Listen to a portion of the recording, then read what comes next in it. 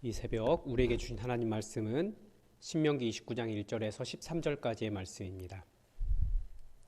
신명기 29장 1절에서 13절까지의 말씀입니다. 우리 하나님의 말씀을 다 함께 받들어 읽겠습니다. 호렙에서 이스라엘 자손과 세우신 언약 외에 여호와께서 모세에게 명령하여 모압 땅에서 그들과 세우신 언약의 말씀은 이러하니라. 모세가 온 이스라엘을 소집하고 그들에게 이르되 여호와께서 애굽 땅에서 너희의 목전에 바로와 그의 모든 신하와 그의 온 땅에 행하신 모든 일을 너희가 보았나니 곧 그 큰 시험과 이적과 큰 기사를 내 눈으로 보았느니라. 그러나 깨닫는 마음과 보는 눈과 듣는 귀는 오늘까지 여호와께서 너희에게 주지 아니하셨느니라. 주께서 40년 동안 너희를 광야에서 인도하셨거니와 너희 몸의 옷이 낡아지지 아니하였고 너희 발의 신이 헤어지지 아니하였으며 너희에게 떡도 먹지 못하며 포도주나 독주를 마시지 못하게 하셨음은 주는 너희의 하나님 여호와이신 줄을 알게 하려 하심이니라. 너희가 이곳에 올 때에 헤스본 왕 시혼과 바산 왕 옥이 우리와 싸우러 나왔으므로 우리가 그들을 치고 그 땅을 차지하여 르우벤과 갓과 므낫세 반 지파에게 기업으로 주었나니 그런즉 너희는 이 언약의 말씀을 지켜 행하라. 그리하면 너희가 하는 모든 일이 형통하리라.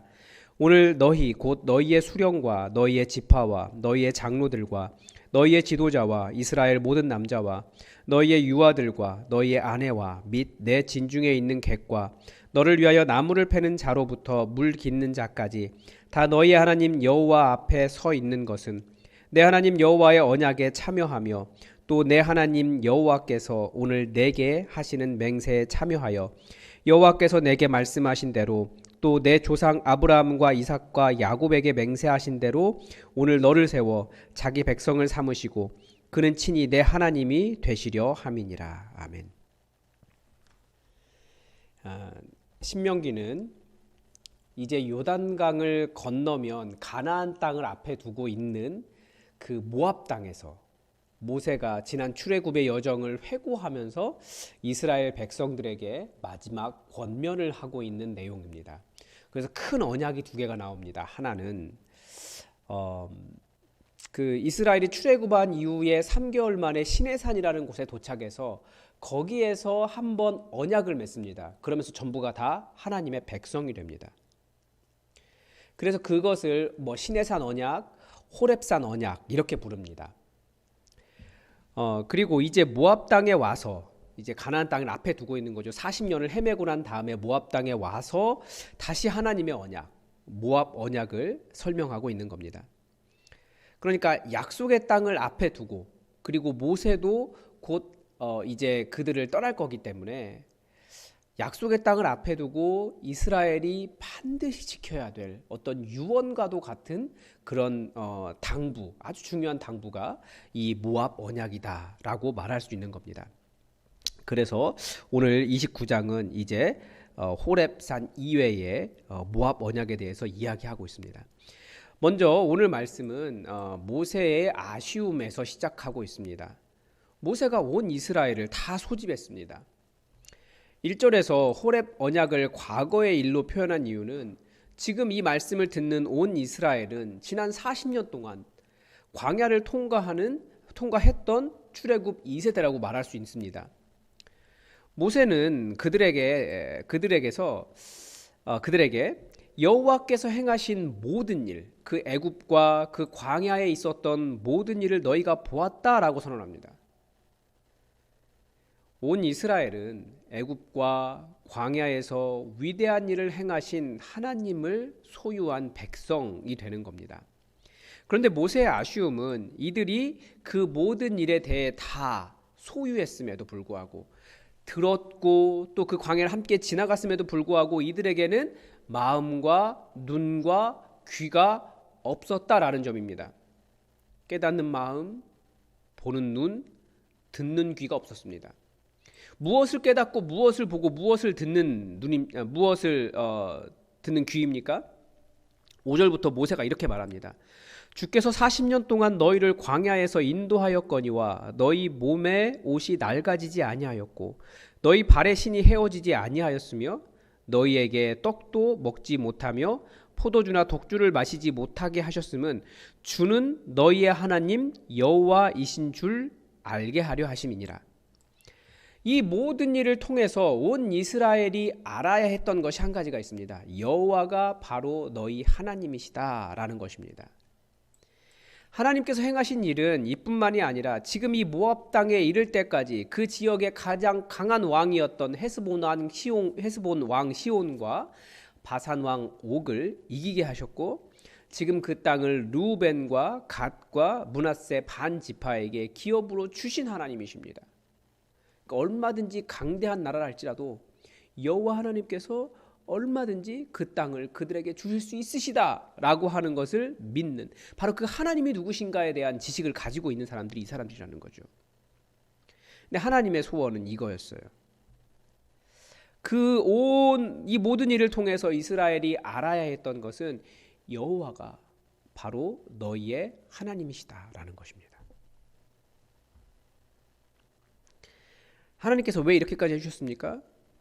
여호와가 그들의 하나님이시기 때문입니다. 여호와가 너희 하나님이시다라는 말씀에는 여러 의미가 담겨 있습니다. 일단 여호와의 다른 신의 이름을 넣어 보십시오. 그게 가장 큰 이유입니다. 성경에도 다양한 신명이 나옵니다. 신의 이름이. 먼저 우리말 성경에는 지극히 높으신 하나님이라고 번역된 가나안의 최고의 신인 엘 엘론이라고 하는 신이 있습니다. 이렇게 바꿀 수 있는 거예요. 엘 엘론이 너희의 하나님이 아니라 여호와가 너희의 하나님이시다. 고대 근동에서 오랫동안 최고의 신은 기원전 3000년대부터 마르둑이었습니다. 바벨론의 신이죠. 여기다 그렇게 넣을 수 있는 거예요. 마르둑이 너희 하나님이 아니라 여호와가 너희 하나님이다. 우리에게도 동일합니다. 하나님께서 아들을 십자가에서 내어 주시면서까지 우리를 구원하신 이유는 바로 그분이 우리의 하나님 되기를 원하셨기 때문입니다. 우리의 아버지가 되기를 원하신 거예요. 수많은 사람들이 있지만 그 중에서 특별히 여러분의 하나님이 되고자 하셨다라는 겁니다. 그래서 우리도 동일하게 고백하는 겁니다. 여호와가 바로 나의 하나님이시다. 부처가 알라가 다른 신이 아닌 나의 하나님이 아니라 여호와가 나의 하나님이시다. 이것이 구원받은 우리의 고백입니다. 다른 신이 존재해서가 아니라 우리 마음에서는 끊임없이 우상을 만들어내기 때문에 그렇습니다. 그런데 오늘 본문에는 다른 신들의 이름이 등장하지 않습니다. 하나님께서 그들의 하나님이 되시기 위해서 보여주신 일들이 무엇입니까? 그들을 인도하시는 것이었고, 그들의 옷이 헤어지지 않은 것이었고, 그들의 발의 신이 헤어지지 않는 것이었습니다. 거친 광야였지만 그 광야를 걷는 일이 어렵지 않았다는 뜻입니다. 그러나 모든 것은 또 풍족하지도 않았습니다. 떡도 먹지 못했고 포도주나 독주를 마시지 못하게 하신 분도 하나님이십니다. 그러니까 우리는 언제 우리가 섬기는 하나님이 진짜라고 느낍니까? 우리를 인도해 주시고 우리가 사는데 부족함 없게 하시는 것을 볼 때 그분이 우리 하나님이시라는 것을 알 수 있습니다. 그러나 하나님은 왜 모든 것을 또 풍족하게 그렇게 채워주지 않으실까요? 사람은 사실 풍족할 때 하나님을 잊기가 쉽습니다. 반대로 부족한 것이 많을 때, 힘들 때 사람들은 하나님을 더 찾습니다. 참 인간이 이상한 거죠. 안 아플 때는 하나님 찾지 않고 아프면 하나님을 찾아요. 문제가 없을 때는 하나님 별로 생각하지 않다가 자녀의 문제나 가정의 어려움이 생기면 그때 하나님 찾습니다. 그래서 아프면 신학자가 된다, 이런 말이 있을 정도입니다. 그러니까 우리가 많이 갇혀져 있을 때 그때 하나님의 인도를 더 몰라요.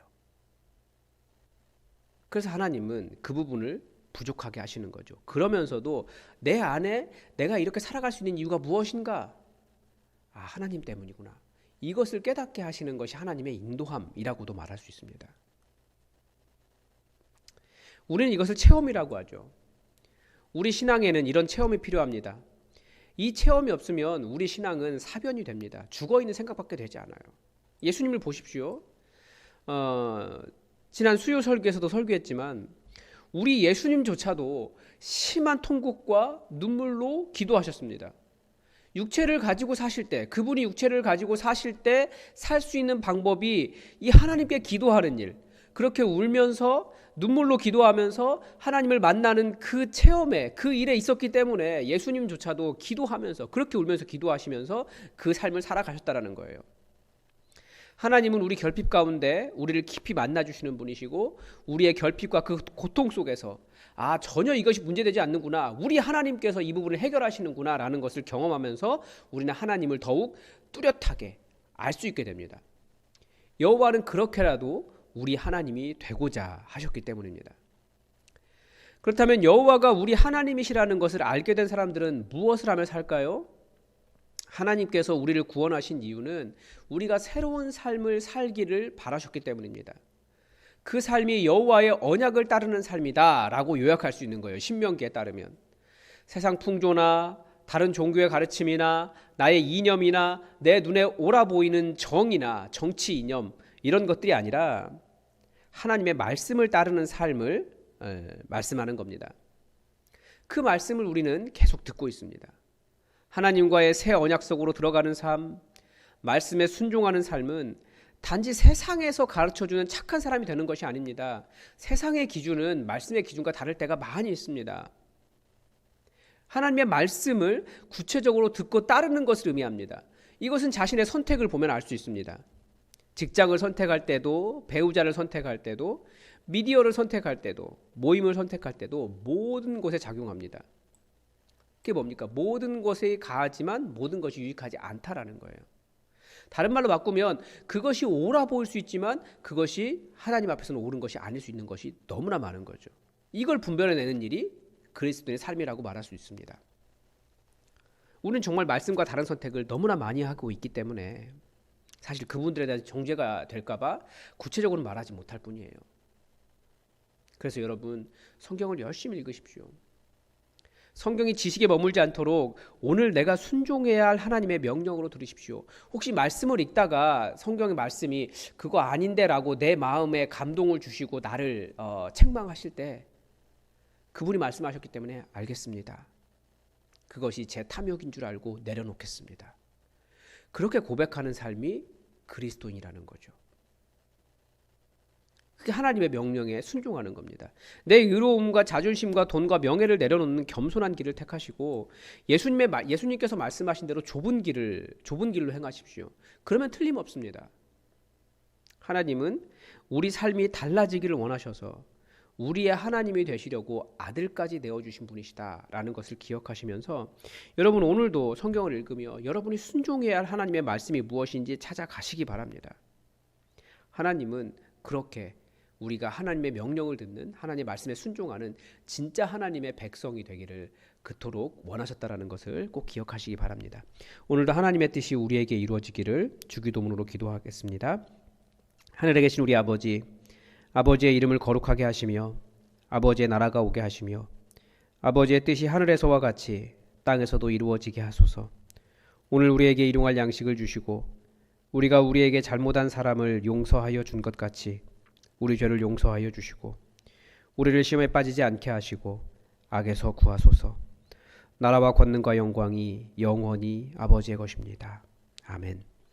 여러분, 우리 교회에 가정교회가 제대로 바르게 세워질 수 있도록 주님께서 교회를 세우라고 우리를 불러주셨는데 진짜 교회 제대로 세워갈 수 있도록 함께 기도해 주시기 바랍니다. 다 함께 기도하겠습니다.